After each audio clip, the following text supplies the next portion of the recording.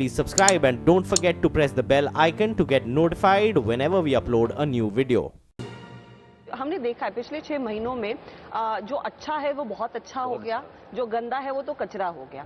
पर ऐसी स्थिति में जो दुविधा होती है, क्या हम उस अच्छे के पीछे जो महंगे लगने लगे हैं उनके पीछे भागे या फिर चुपचाप बैठे रहें? क्योंकि कई सारी बजाज फाइनेंस, फिनसर्व जैसी कहानियां होंगी, टीसीएस जैसी कहानियां होंगी जो पहले लोग देखते नहीं थे, अब उसके पीछे हर रोज हाथ धो के बैठे हैं कि ये जब टूटेगा तब मैं लूंगा, और हर गिरावट पर लोग ले रहे हैं।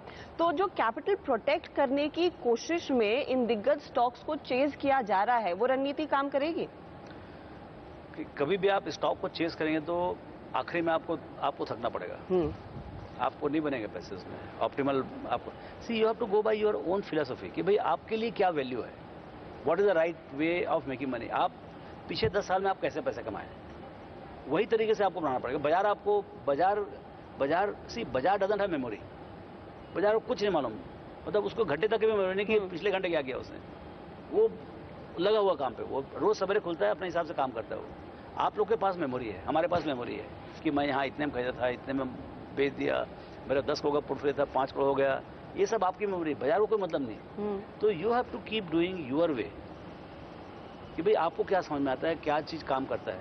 And just because market is doing slightly differently today, you don't change your portfolio strategy, otherwise आप कहीं के नहीं रहेंगे, एकदम कंफ्यूज हो जाएंगे। तो आप बेसिकली कह रहे हैं आपकी पोर्टफोलियो स्ट्रैटेजी को बिल्कुल ना बदलें? मैं तो नहीं बदल रहा हूँ, बल्कि उसको और टाइट कर रहा हूँ जैसे मैं करता था उसको। हाँ, जब आप कहते हैं टाइट कर रहे हैं तो थोड़ी तो साफ सफाई हो रही होगी। साफ सफाई मतलब यदि मान लो कुछ चीज गलत है और उसको पीछे भी हमने मतलब मान लो ओवर स्टे किया है, उसके कारण तकलीफ पाई है, तो वो यदि आज समझ में आता तो आज मैं आज के आज कर डालूंगा, यू नो। लेकिन in fact I will rededicate my self.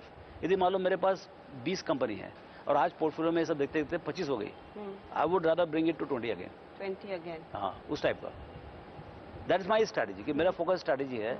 और यदि आपका डिफोकस स्ट्रैटेजी मतलब आपको 50 कंपनी चाहिए और मान लो 40 हो गए, आप जाके 10 कंपनियों को खरीद लिया। मेरा ये कहने का स्टे टू योर गेम।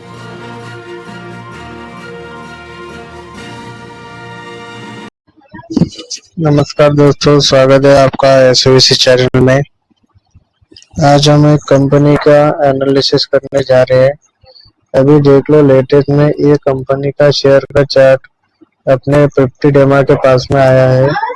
इससे पहले भी वो 50 डेमा के पास में आके सपोर्ट लिया था, 1 2 3 बार ये सपोर्ट लिया है 50 डेमा के पास, और ये अपना 50 डेमा को कभी नहीं तोड़ता। ये पिछले 1 साल का चार्ट पैटर्न है, तो ये लेवल अच्छी है बाइंग करने के लिए, क्योंकि ये अभी यहाँ पर आया है अपने लेवारी के पास में। अगर अपन इसके सेल्स देखें क्वार्टरली बेसिस पर तो 513 करोड़ का है सितंबर 2024 में। पिछले क्वार्टर में 472 करोड़ का था। मार्जिन इसके 22% के है। और अगर नेट प्रॉफिट की बात करें तो 106 करोड़ का है, जो कि अब तक का हाईएस्ट है। ईयरली बेसिस पे देखें, अगर सेल्स टीटीएम बेसिस पर 1820 का है, जो कि अब तक का हाईएस्ट है। मार्जिन देखें 23% का है। नेट प्रॉफिट अगर देखें 352 करोड़ का है।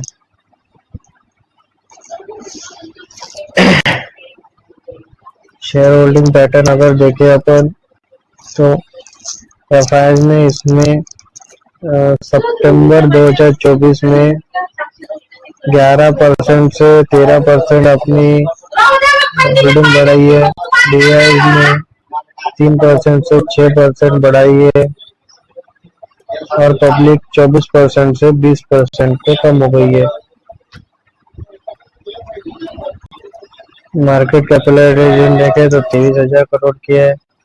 68 का पीई है, और अगर इसका फेस वैल्यू 2 का है, और ईपीएस 3 साल की ग्रोथ 198 का है। प्रॉफिट 3 साल की ग्रोथ 213% की है, और सेल्स 3 साल की ग्रोथ 81% की है। कंपनी का नाम है अनंता। ऐसे ही कंपनियों के बारे में जानने के लिए हमारे चैनल को सब्सक्राइब जरूर कर दीजिए। धन्यवाद।